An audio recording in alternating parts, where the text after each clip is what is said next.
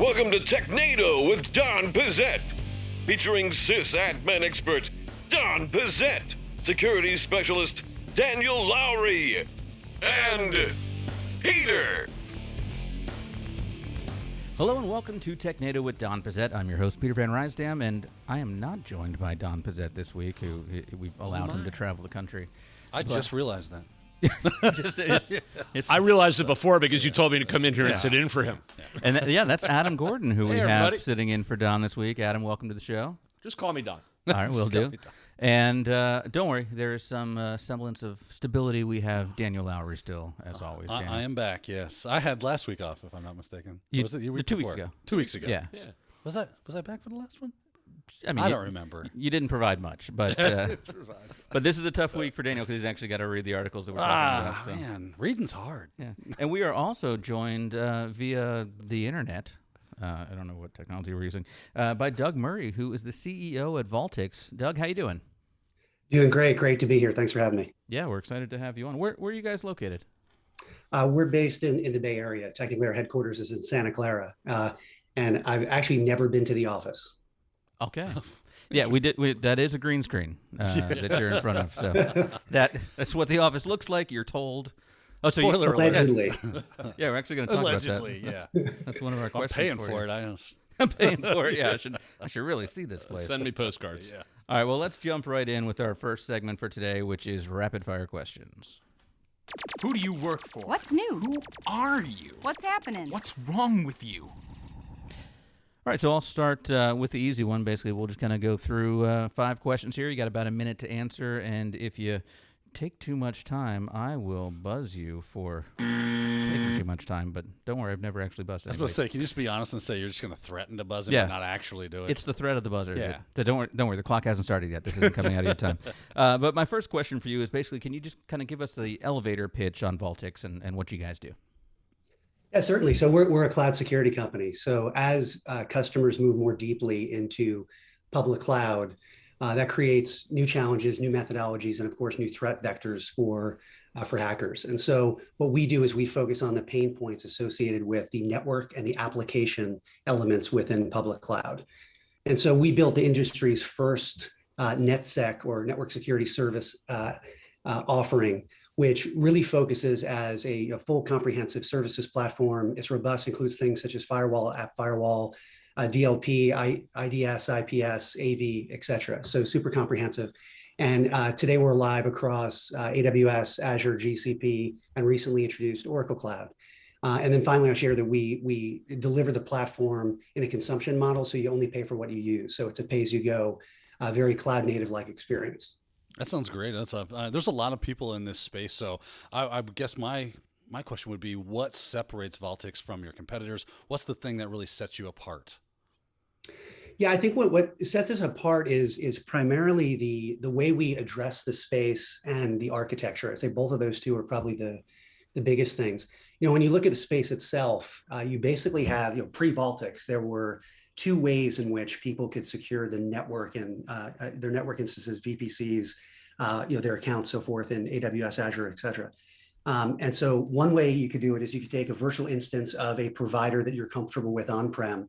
So a virtual instance of, say, their firewall, and then try to run that in public cloud, even though the product was built for data centers and not for public clouds. The alternative is you take a very lightweight offering from the CSPs themselves. So security groups or, say, a lightweight firewall, but it's really not as much a feature-rich platform. So we serve multi-cloud and have extensive feature set that completely cloud native. So I'd say that the first thing is the way we look at the market. We're a cloud native, born in the cloud company. We only operate in public clouds. And then I say the second is the architecture, which if you're a long-time networking person, it may resonate with you. For others, you just want to know that it's being done right. But we use the key tenets of software-defined networking to build out the architecture. So we take the logical separation of the control plane and the data plane and use that as the way to build the service itself. So the best way to describe that is, as an end user, you basically go to the control plane, and that's a SaaS service. You create policy. Everything else that happens in your account, which is where security takes place, it's mostly treated as invisible. So we make the user experience incredibly simple. So, Doug, you've actually probably, I think, answered the question I'm about to ask you, sort of, but let me throw it out there anyway, and I'll take a different approach with it. So, multi-cloud, you're multi-business, right? You've been in some of the biggest businesses in this sector. You've been associated with Juniper, you were at Big Switch, you were involved with FireEye early on. What brought you to Valtix and really made you think this was a place not only you could land, but you could do something incredibly innovative in our industry and really make a big splash with it? So what's going on with Valtix that really excites you and makes you want to be there? Yeah, so a lot of things. So I'll share. We sold Big Switch going into 2020, so pre-pandemic, and that was a great run. Started basically pre-revenue and took it all the way through. Phenomenal learning experience and some really cool technology and a great team. So for me, the starting point with Valtix is the team. So the three founders, Vishal, Vijay, and Praveen, are in the networking world. They have just phenomenal reputation. They've built products today that generate in market billions of dollars in revenue. So they kind of know the patterns, right? And so the team is phenomenal, and we pretty much speak the same language because we come from the same world. So I'd say that's probably the first thing. The second is the space itself. So when I was looking at what I wanted to do next, clearly it was going to be in the cloud. Right. At Big Switch, we did very much big focus on cloud-like experience on-prem and then eventually a hybrid experience. I knew whatever I was going to do, I wanted to be purely public cloud. I see that as the future. The last decade was dominated by the entrance and growth of the public cloud providers. And to me, it's clear that the cloud providers have won. And so because of that, I want to do something in cloud. So cloud, check. Security, of course, check. Great market to be in. And then last, consumption models. I've always been enamored with and into that, just in terms of design. So I'd say that's a key part of it. And then the last thing I'll say is, just as a serial entrepreneur, I just like building cool companies. And so this seemed to have clearly the technical foundation, the first set of customers live across the major public clouds. So I felt like there was a lot of clay to work with here. We're running low on time here, but I do want to ask you just one more question here. You mentioned, how great the team is and things, but you came in the middle of this pandemic. So what is that like, and what kind of new challenges does that present to you? Because, you can't go around and shake hands with everyone at the company. And like you said, you haven't really been in the office yet. So what's that experience been like, and how has that created new challenges for you?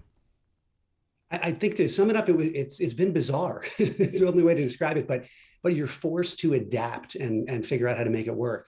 When we look at the company, this is amazing. We actually, the platform went live on AWS, which is where it went live first, literally the month we went into shelter in place. So fast forward in time, we have, as I said, AWS, Azure, GCP, and now OCI all live. All of that happened during the pandemic. Every customer that consumes on the platform today is a customer that we won during a global pandemic. About half the company, the people that have been hired, were all hired during the pandemic. And it's created for some very interesting challenges in how you look at culture, how do you look at driving customer adoption in a very unique circumstance. And I think to a certain extent, it's also created a little bit of a competitive advantage for us in that half the management team that I've built out in the last 6 to 8 months, half the team isn't based in the Bay Area. So we can now source talent from literally all over the planet, and I think that is going to serve us well in the mid to long term. Well, it's nice for the people that don't have to pay rent in the Bay Area. Yeah. We stayed at Airbnb there, and we were like, oh, this is a nice little hovel, and it was like $1.2 million. So let's check this out on Zillow. Yeah. You should try the Bay Area in Florida, the Tampa Bay. Yeah. You get $20. You can get a double wide. Yeah. What is that, Town and Country down there? Yeah. It's the really beautiful place. Yeah. Beautiful place. Yeah. All right. Well, while we got you here, we want to dig a little bit more into cloud security. So let's go ahead and jump in to our next segment here, which is Science and Tech News. Stay tuned for Science and Technology. And now, back to the anchor desk. All right. This article that we're looking at here comes to us from securitybrief.com.au, because they have the cloud in Australia as well. Cloud-native computing adoption sees increase in security concerns. And so, Doug, we'll start with you here. Why are we seeing the increase in concerns? Is that because kind of what you said before, that people are coming to the cloud, but they're trying to bring with them the on-prem kind of security that they've done before? Is that kind of what the issue is here? I think it's really, you have to look at where hackers logically will go. So meaning as new capability, as new trends happen in IT and infrastructure, the more pervasive something becomes, the more likely that is to be attacked.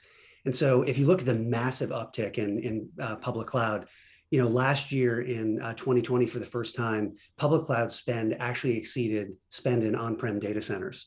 And so because of that, I think many people in the early days of the cloud and AWS, Azure, and the like, just made this assumption that the cloud must be secure. And I think a lot of people painfully started to realize, as you're looking at a new architecture, a new fundamental way to address compute and storage, et cetera, that it's different in the cloud and requires a different form of security. So, and a lot of it is you can't secure what you can't see. And so just taking virtual instances of something on-prem and throwing it in the cloud typically doesn't lead to the best behavior. So that opens the door for hackers. I'm curious about your take on this. So you're absolutely right? Private cloud is kind of going by the wayside. Public cloud is one. We're seeing more and more adoption. But we're also not seeing the uptake and the transference of the security mindset that worked for so long, right, on premises, right? In other words, we're not applying those same thought processes, the same hygiene, and by extension, things like security DevOps, which should help us to become more secure, is lagging, and common sense things don't seem to apply. Yet companies like Valtix are doing a great job at making security applicable and appropriate and relevant in the cloud. But there's a gap. And so how do we square what Valtix is doing with the lack of ability for businesses to understand how to apply basic hygiene? Because that's where I see there's a lot of issue, right? I'd say there are a couple things. So first and foremost, the cloud by design is totally different, right? It's, to a certain extent, it's perimeterless, right? So the standard cookie cutter approach to how you would address a data center with basically ingress to a data center, maybe east-west traffic, perhaps off to the internet itself, so forth. And the way you do it is very prescriptive. And there are companies that have done an amazing job of owning that category, basically since the late 90s into 2000s, and then the evolution of companies like Palo Alto Networks and FireEye and others that continue to advance this and have done a great job of doing that. I think to a certain extent, you have to take a step back and reimagine what that experience will look like in public cloud. And if you step aside from security for a moment, you'll note that a lot of traditional on-prem hardcore data center providers really struggle with that shift to public cloud. And that's why you're really starting to see, and if you look at, as an example, data warehousing or monitoring, you basically have the game in public cloud end up being the CSP native solution, and then a solution that is multi-cloud, multi-feature, super feature rich that sits above that, a la Snowflake, Datadog, et cetera. And I believe the same thing is going to happen in security. I think it's somewhat inevitable that it's going to materialize that way. You made the comment about how people were moving to, no more on-prem. We want to go directly into public cloud, and we think that that's going to be a safer thing. What is it that makes that a reality? Why do people think that prima facie it's going to be a safer place to go into on-prem, and not that we're doing the same things we've always done? We're just moving where it's happening. Are they just trusting that the cloud provider is going to add some layer of security that's like a magic wand to them? What is going on there? I think it's less the magic wand. It's more their experience as they get deeper in their cloud journey. Logically, a lot of the people that I speak with that pervasively use public clouds, the starting point is it DevOps? What compute we're going to use? Are we which cloud, which data warehouse? How are we going to monitor? What kind of storage? Are we going to use a service from the CSPs? Are we going to use S3 buckets? Like how are we going to configure this? As they finally start to figure that out and get workloads live, then the realization starts to hit, such as I have in my account, I'm a healthcare provider, and I'm sending traffic to a backup service that's still within Amazon. Wow, technically that data is leaving my account and it contains patient records. I probably want to make sure the patient records reside in the account and don't go off to a service, even though it remains in the walls of AWS, right? So I think there's a lot of now nuance and complexity that a lot of people didn't really think about a number of years ago. And again, as more and more people get to the cloud, and as more of the Fortune 1000 go to the cloud, they're thinking a lot more deeply about security. Well, that makes a lot of sense. And Thanks for kind of clearing up some of those concerns for us here, because it said 60% of the people that took the survey saw increased security concerns or had increased security concerns, and it sounds like a lot of it's just an issue of misconfiguration and not having things set up right. So that definitely makes sense. Hey, I want to talk about some of the things with Valtix. I saw you guys were just named a Gartner Cool Vendor in Cloud Marketing. What's that all about? Yeah, so it's actually it's a great thing. We had this at Big Switch too. At Big Switch, we were a cool vendor with Gartner, and it's great. It says there's a lot of momentum that we're seeing in the customer community, that we're seeing coverage from analysts, and so I think from a validation perspective, I think that's a net positive. As you know, there are a lot of enterprises that they will rely on Gartner's point of view before selecting a specific platform. So I think for the mainstream market, that will help us. The early adopters, I think we were getting anyway, but I think for the mainstream market, that will help us. So I think it's a great validation for the company, and clearly in terms of morale and for our customer set, I think it's a great proof point. Yeah, it's awesome. Congrats on that. And so if people want to find out more about Valtix, where do they go? Very simple, Valtix.com, and try the platform. If you're at RSA and want to learn more, reach out to us. We'd love to spend some time together. So those that are listening on just the audio side, Valtix.com. Easy. That is correct. Yep. Head over there and check that out. Well, check them out at RSA as well. Doug, thank you so much for taking the time to join us today. Yeah, thank you, Doug. Thanks, guys. Appreciate it. All right, we're going to take a quick break, and we're going to come back. We got a lot of news to get to, some big stories. So we'll take a quick break. Be right back on Technado with Don Pezet. This is Kevin. He's studying online for a Microsoft certification and using another online IT training service. He's also on his second pot of coffee today to stay awake. And this is Kyle. He's also studying Microsoft but using ITProTV. Rather than watching a boring voiceover PowerPoint, he's actually enjoying the training with two hosts in an interactive format. Both Kevin and Kyle have access to virtual labs and practice tests, but Kyle can also get help through a live chat with other ITProTV members and his instructors, as well as post to a Q&A forum. He can even search for exactly what he's looking for in the interactive video transcripts, all while paying less than Kevin. Oh, and Kyle can also watch in comfort via a Roku app. Kevin and Kyle are both learning IT, but Kyle is enjoying the journey. Want to be more like Kyle? View the plans to start your ITProTV membership today.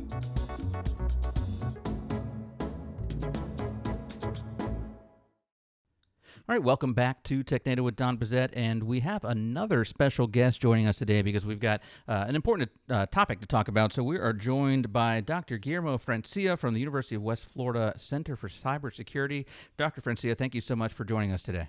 Glad to be here. Yeah, and so we're going to talk a little bit about the Colonial Pipeline and the hack that took place. But first to kind of set this up a little bit, can you tell us a little bit about your background and what you guys do at the West Florida Center for Cybersecurity?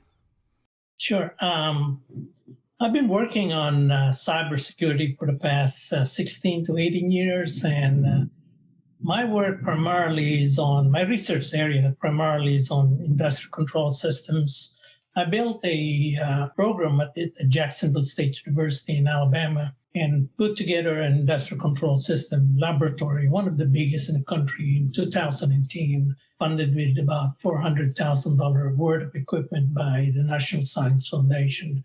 So my work here is mostly on developing some curriculum in industrial control system security, and also doing some research in that area. At this point in time, I actually have been working on autonomous vehicle security and radio frequency security, drone security, as you would be more familiar with. Sounds good. Well, then you're definitely the right person to talk to this week, because the article that we're going to look at here is from Wired.com. The Colonial Pipeline hack is a new extreme for ransomware. And so basically, if you've been under a rock, there was a ransomware attack that has basically taken down a pipeline that supplies most of the fuel supply to the East Coast. And so, we know a little bit about the specifics of this case and how the malware worked, but we can talk a little bit in general with you about what could have been done to prevent these things. So, is there anything from this news story that stands out to you as kind of the glaring mistake that was made that could have been solved or could have been patched to stop this from happening?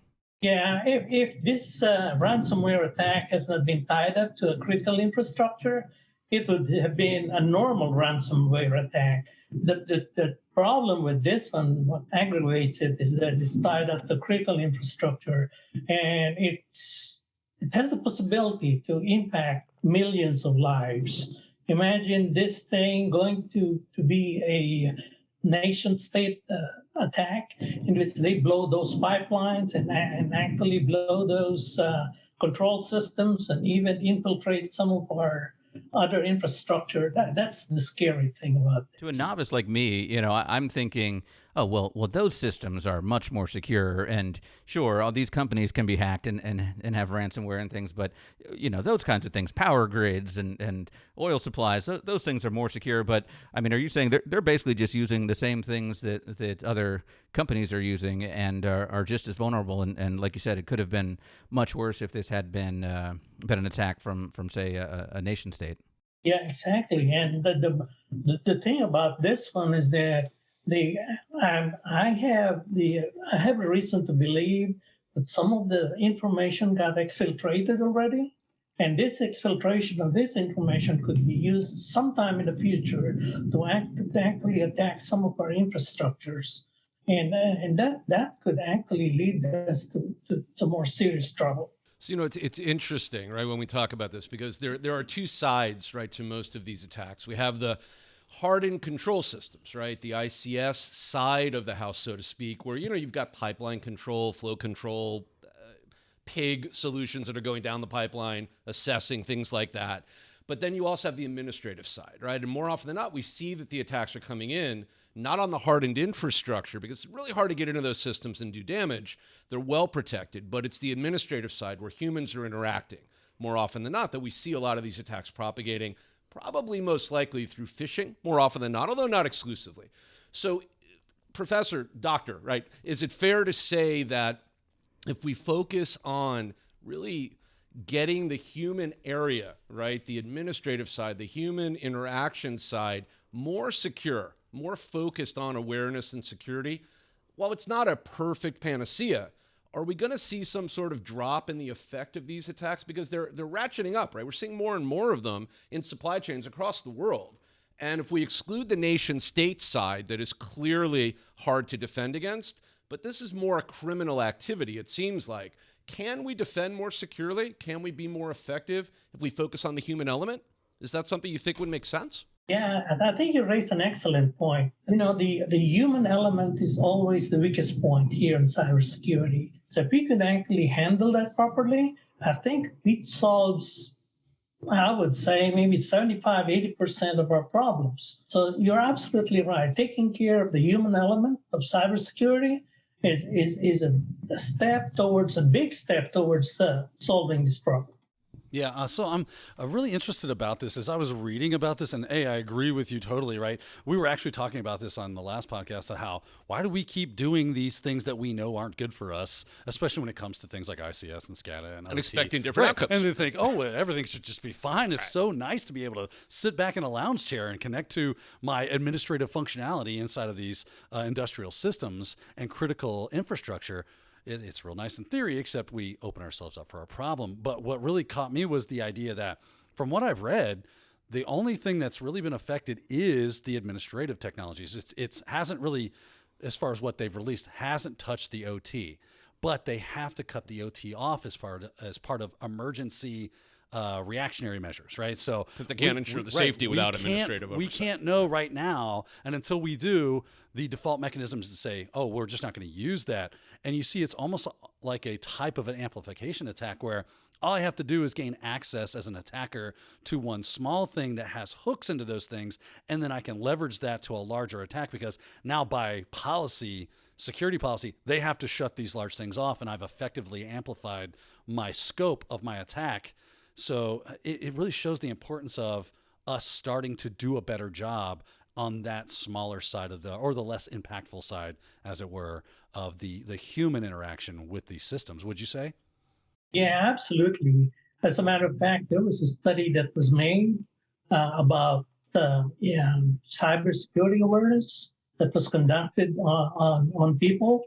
they did some cybersecurity awareness training, and guess how many days it took them to revert back to the same ways that they've been doing, that is unsafe and insecure ways. I think, if I remember it correctly, about 45 to 60 days, and they do the same thing. So those trainings needs to be done, as frequent as possible.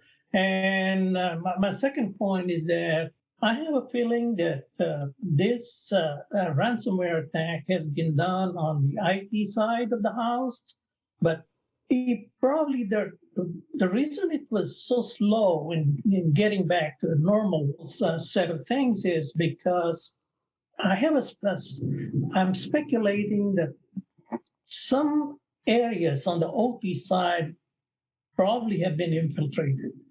But the IT and OT, it's traditionally going to be segmented networks.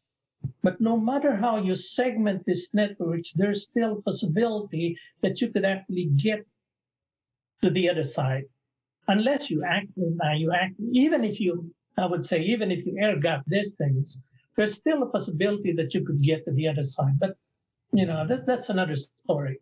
So maybe if we could turn our attention. We're still talking about the pipeline and just the impact overall. It's a really big thing, but you work in some really fascinating areas. You shared with us that you're doing work in self-driving autonomous vehicles, in radio frequency security, what we think of as drone security today. And these are all areas that, although maybe not on the surface seem related to what's going on, they are interconnected systems, and they are systems that we're coming to rely on more and more. I mean, Domino's is, by the way, right, demoing self-driving pizza delivery. This is a big thing, right? That's critical infrastructure. It is critical infrastructure. It's pizza. So, they're all kidding aside, though. There are really clearly implications here, right, in many, many areas for these kinds of attacks. And you made the point earlier that there's probably been information exfiltration. We're pretty confident that's happened because in ransomware attacks traditionally, that's the secondary ransom payment is you pay us to get access to the data you still have, and then you pay us to destroy the data that we probably exfiltrated, right, to make that worth our while if we're the bad actor. Are there concerns that you're thinking about forward-looking in the technology areas you're working on now that are similar to these kinds of issues? Are you worried about ransomware attacks in the autonomous and drone space? Are you worried about the impact of interconnected administrative and self-maintaining systems and how we oversee them, and the ability for not only nation states but bad actors to intercede and take control? Are these areas you're focused on in your research? And if so, what's going on with that? Maybe you could enlighten us just a little bit. To give you an example, that attack in Ukraine that happened a while back, I think in 2016, it's a black energy attack in Ukraine. It took them a while to actually exfiltrate the data out of those power grid in Ukraine. I think it took them 6 to 8 months to actually build a replica of that whole thing in order to actually execute an attack on a replica before they actually introduced the attack into the real grid. So what scares me at night now is thinking about all these things that's happening in our network, on the internet. Some bad guys have been collecting, exfiltrating this data, all the vulnerabilities, and just building all this knowledge together. At some point in time, somebody will execute that attack that will create some really big, that will hurt us big time. I guess it's the combination, right, of that information, that slow and low attack that is really just there behind the scenes, gathering that information, reconnaissance, right? We would think of it that way. But then the ability to gather that information, put it to use slowly over time, and maybe with a criminal syndicate pairing with a nation state, which is the worst possible outcome, right? The worst possible scenario. Leveraging that maybe months, weeks, days, or even years down the road when we don't see it coming, when we're no longer vigilant and we're no longer in this space looking at it, is a really significant issue, right? One we got to think about. And I'm wondering, like, how much like true red teaming operations are they doing against these type of things to look for those types of attacks? Find those and warning do signs. those threat models that are going to be from things like nation state actors and those known ransomware entities that are out there that might be targeting them. How deep are they getting into the weeds on that to try to get ahead of this thing? Or now they just now going, oh no, we got to hit the panic button, and now they're starting to ramp up because of it. Yep, that's a very good point. The issue here is that we cannot just do a red team exercise on this operational devices. So that's one issue. The other issue with this one is we have so many legacy devices that are still out there, and replacing all these legacy devices will cost a lot of money. So those are the two things. So what I'm thinking is to actually build, if they'll allow us to build some national laboratories, maybe 2 or 3 national laboratories that could actually create a small replica out of these things. In the technology lingo, it's called the digital twins. We could build some digital twins out of these things and try to run a red team exercise on these digital twins. I think we could actually somehow alleviate or mitigate those attacks. So just want to ask you one last question here.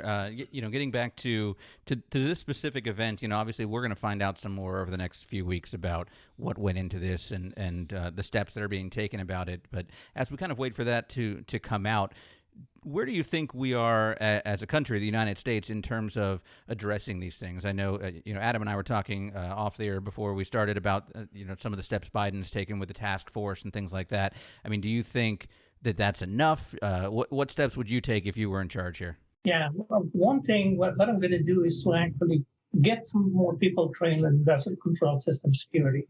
That's a big thing.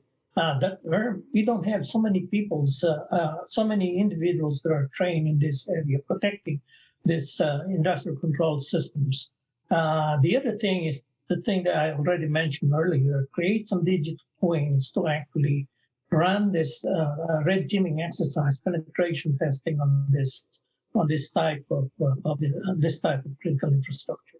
So digital twins, just maybe to translate right for people that may not be familiar with the terminology, we would think of it as a live fire environment where we could essentially replicate that infrastructure, but we could do so either virtually or physically, and we could then go hands-on. To Daniel's point, we can red team and pen test against it, but that's what we're talking about when we talk about digital twinning, right? Is the ability to reproduce that activity.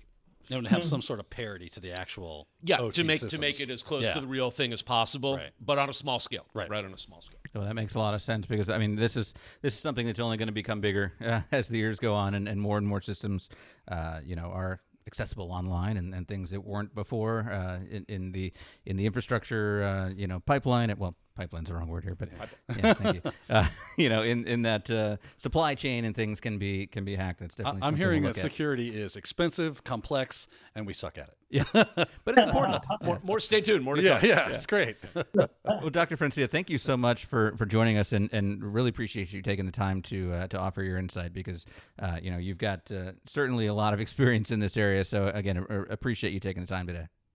You're most welcome. Glad to meet you guys. Yeah, happy to meet you too. And we'll let you go because it sounds like a big thunderstorm's coming your way. So you might need to take cover. Yeah, I mean, you're outside right now, it looks like. So beautiful countryside back there. Yeah. The mountain view is amazing. Yeah, it's lovely. Well, thanks again, and we'll talk to you again soon when the next one of these happens. Hopefully not, but hopefully not too soon. Yeah, we'll talk to you then. All right, we're going to take a quick break, but we'll be right back after this and get to the rest of the news on Technado with Don Pezet. So you've tried online IT training, but it's boring, out of date, and pricey. Well, ITProTV is always engaging, always fresh, and plans start at just $29 a month. It's online IT training that doesn't suck. Start today at ITPro.tv. All right, welcome back to Technado with Don Pezet, and we've got some regular news to get to, not some regular not news. Things that are shutting down. So stuff. Yes, the apocalypse is happening, but did you hear about this? Well, we needed that last break to go out and get gas. Yeah, so we're all set now. We're good. Got a whole bathtub full. All right, this next one comes from bleepingcomputer.com. Windows Defender bug fills Windows 10 boot drive with thousands of files. And I read this first thinking this was some kind of hack or something, but this is not a hack. This is just a bug, right? Yeah, this is just like, Microsoft essentially sucking at what they do. Yeah, they just didn't really pay attention very carefully is really the issue. Yeah, I can see developers at Microsoft going, hey, Billy, I'm looking at this code you pushed. Do you think that, that's a problem? Yeah. And so are all the files that this is creating just erroneous things that you don't need? I mean, it's like 30 garbage. gigs. Of They're total garbage. They are totally garbage. Just so junk. what essentially happens is I actually, I read this, I'm like, oh, this is silly. So I went and I looked in my particular directory where this would happen on my machine. I've got 3 files that normally would be there, right, in this scans history directory where you would look for Windows Defender. Typically, maybe 3-5 files at the most, something like that. Nothing to speak of. This is creating potentially thousands. Now, we'll put this in perspective, right? Thousands of files that are going to be really, really small, right? Maybe a kilobyte each. We're not talking about a huge amount of stuff, but at the same time, it could take up to 30 gigs of space. Well, who doesn't have 30 gigs of space these days that they can't afford to get rid of? Man, my Chromebook is just swimming in kilobytes.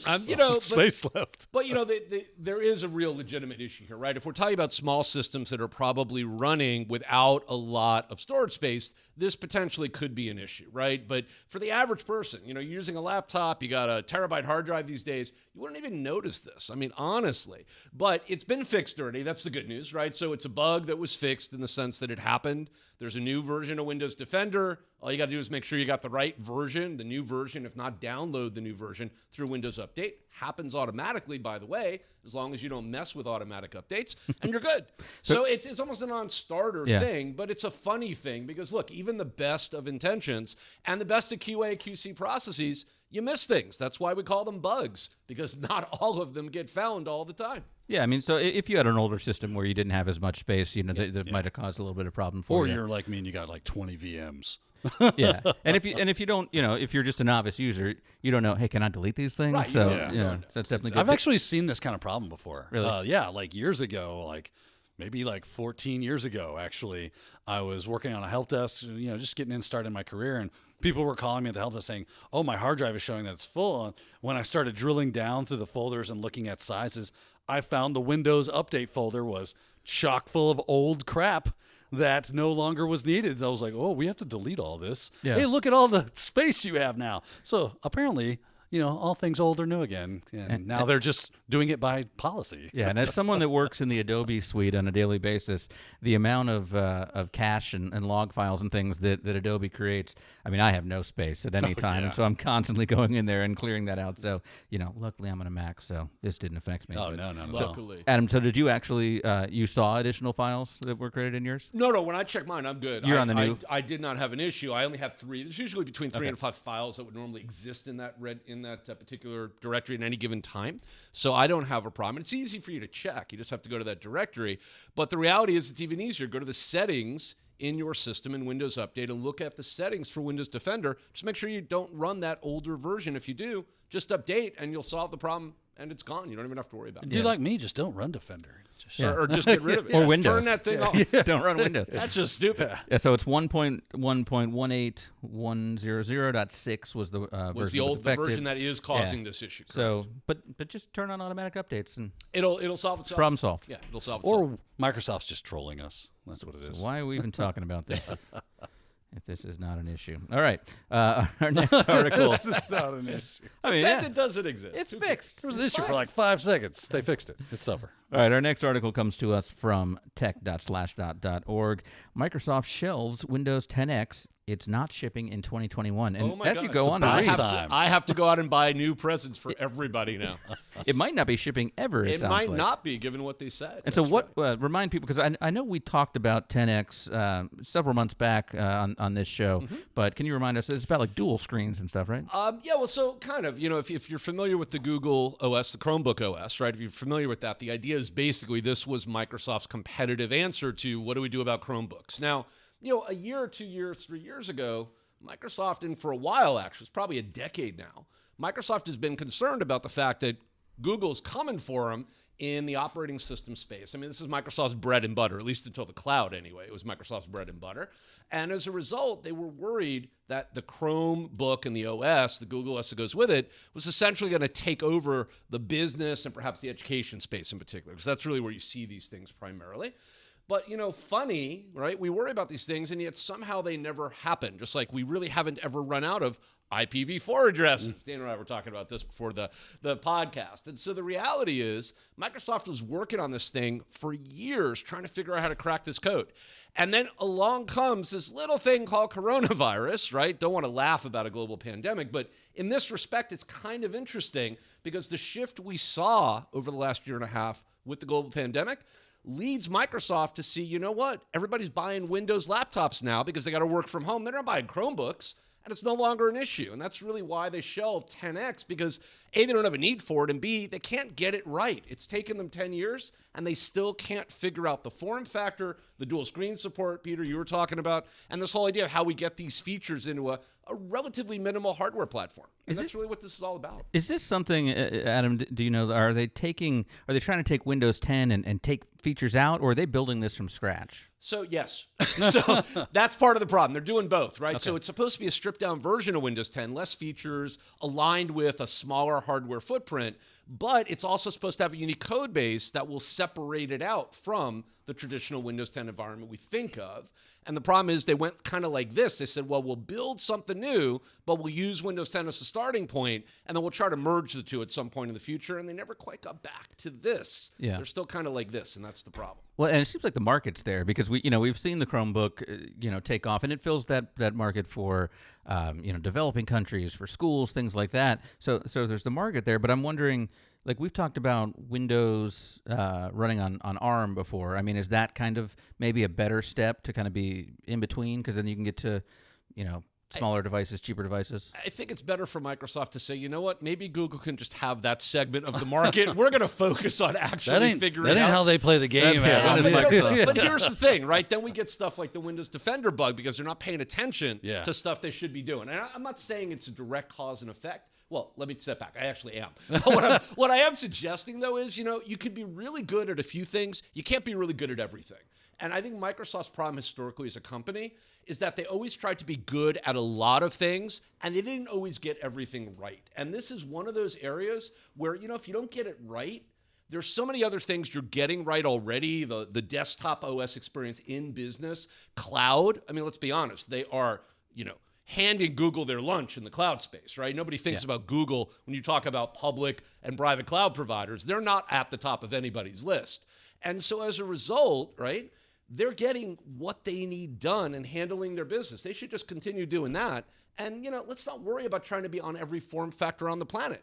People just don't care as long as you get it right where they live. And where we live today in business, in education, even in emerging markets, is primarily, is Winlinux or whatever you call it. Windows is on, a Windows-based device like many of us, not all of us to this point, but many of us use from a productivity standpoint. I'm not going to go buy a Windows-based Chromebook because you're making it available. I'm going to stick with what I know. I want the full Windows 10 package.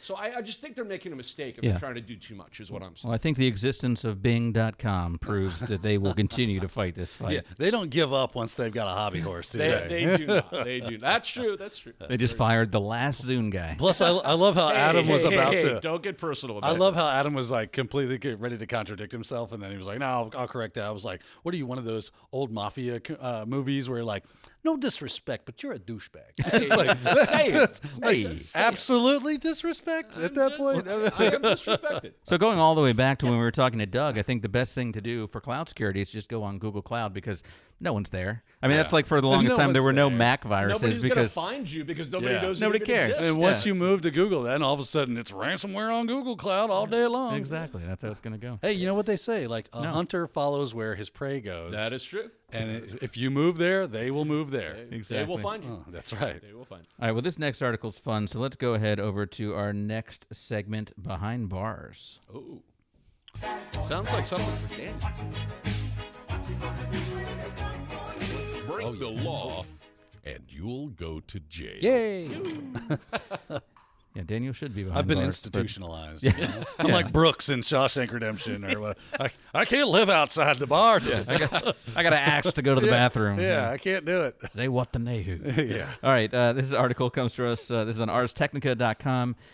Guilty verdict for ex-Netflix exec. Netflix IT exec forced employees to use products from vendors that bribed him. So here's my question.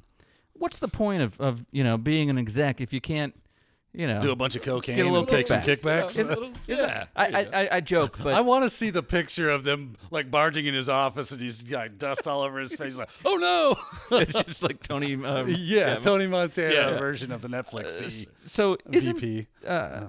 I mean, isn't this just business in a lot of cases, though? I mean, in seriousness, that in It government, was in the 1970s. I just without getting too detail, but it's unfair to say is it business, right? All over the place, absolutely not. But does this stuff go on? I mean, look, we'd be lying if it didn't, if we didn't say it does.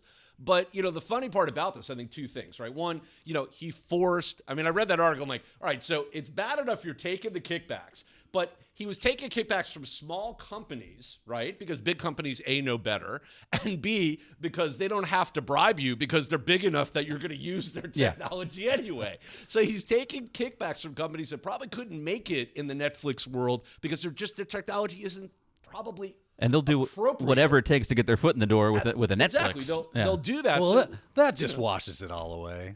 So he's doing that, but then he's also forcing people below him. And they even say in the article, well, they actually were forced to use a competitive product that was worse, and that they'd already paid for the other product that was better. But he said, no, use this one as well because they're paying me. How stupid can you possibly be? It's one thing to say we don't have a thing for this hole. I'm going to give you something to fill this hole. We've got 5 things filling these holes already. I'm going to give you number 6, and you have to use that one. And nobody's going to pay attention or know. This is like Don funny? making us use Zoom or funny, Teams when we had Zoom. You're saying that these companies would not get big enough to they would never get their foot in the door. But they're not a good product, right? So be a better product and use that as your way. Well, compete the right way. Do compete. If you're just going to contribute to the problem, then I hope you die 1,000 deaths when it comes to your company anyway, because you're making company, an inferior not company. You as a person. I don't want people dead, but your company should totally go the way of the dodo. Because you're making an inferior product and you're willing to do shady business practices to promote it. That's a good question, Daniel. So, this guy's going to jail, and he's going to pay fines. As he should. Already. Yeah. But the question is, do you think that there should be penalties for those businesses that Absolutely. then went out and said? Because they're just as guilty as this guy. At the very least, there should be monetary penalties that you have engaged in unethical business practices, and we're going to try to censor you in some way, shape, or form so that other people do not follow suit. Well, then let's dox them, shall we? I don't know about doxing people. Well, no, it's in the article. It depends on if they're publicly I don't want traded, people going instance. to their company and throwing rocks at them. Daniel says. But there usually is censure. No, he did not. There's all sorts of stuff. Yeah. But the government is the arm of the law that does those things. But you read this, and the guy he only got $500,000, so he obviously wasn't that good at what he did. And he got some stock options, and then he sunk it into a house, and they took the house because they said, well, it's because he got processed caught. Yeah. proceeds of illicit gains. We didn't say he was smart. We just said he was greedy. But just, and it was funny because apparently he goes to Yahoo after he leaves Netflix for like a year. Netflix sues him and then drops the suit. Then the feds step in, right? Because they didn't settle the suit. They just dropped it. Yeah. The feds pick it up, step in. Well, it was a criminal charge at that point, yeah. Well, he's going to jail for probably 30 years. Yeah, it said at least 20, I think, right? Isn't the guy already in enough trouble? He went from Netflix to Yahoo. That was punishment enough. Is Yahoo right owned by Verizon? Well, remember that was the sale we talked about last week. Yeah. Yahoo and AOL were sold to a private equity, right? Gotcha. Gotcha. So so that's you're buying the data they own. You're not buying. There's no other asset there. You're buying the data, but it's just interesting. He gets nothing to speak of. Doesn't really do a good job at covering his tracks. And then on top of it, he winds up losing everything because he can't keep his mouth shut. It just doesn't, But just running back to my original question, how is this any different than a drug company taking the doctors to Hawaii for a conference or thing? Just the fact that this is just checks. That's a great question. Yeah, it isn't. Is the answer, but those people aren't going to jail. There are some rules that govern some of that in this industry, right? The way he did this, there are no rules that govern it. It's just basically against the law. In other words, you can't entertain that person that way. and expecting not to catch someone's attention, but there are rules that govern how you could do that and under what conditions. Here, it was just blatant. You know, it wasn't even like he didn't even try to hide it. It was was this nepotism? Did he get his position through? How did he rise? His last name is Netflix. Weird. exactly. Now, that's why they make the What hookers do they say sign about an NDA. yeah, they do. Yeah. They do. But what do they say about being promoted to your level of incompetence? This guy must have been super. He made it. incompetent. Yeah. He made it there. He did. He reached his level. Well, good for him. And Enjoy prison. Good for, yeah. Do you get Netflix in prison? Maybe, you know. He'll probably get her for He's free. like, I worked on this show. Yeah. Like, I hate that show. They shut my Son of a login down. bitch. Maybe there'll be a show about him. We'll look for that. Netflix will produce a docuseries about the guy. I mean, Netflix is spiteful in their They series. I mean, are. they made They that last Blockbuster show. Specifically, I think just to kind of taunt Blockbuster, Oh, like, yeah. hey, remember when We're killing you. Yeah. remember when we'd buy you for $1 billion and you were like, no, yeah, You should have took that deal, huh? Yeah. And to quote Happy Gilmore, where were you on that one, dipshit? yeah, exactly. Get in the hole. That's right. It's a different quote. Different All right, quote. Hey, Same one- movie, though. Same movie. Same movie. Price is wrong, bitch. Best line from that movie, right? All right, want to won let you that know. fight anyway?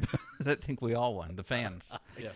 There's a webinar coming up. Yes, if I can yes. get to that. Take your Windows Virtual Desktop to the next level with Azure Monitor, maximizing availability and performance. And that's Mike Roderick going to be doing that Thursday, May 20th, 2 p.m. Eastern Time. Head over to itpro.tv/webinars. You can sign up for that one. You can also see all the past webinars, like the one that Adam just did on navigating the ISC certs. Did that last week. Mike and I. Yep, that's archived there now. You can check it out, itpro.tv/webinars, and have some fun with that.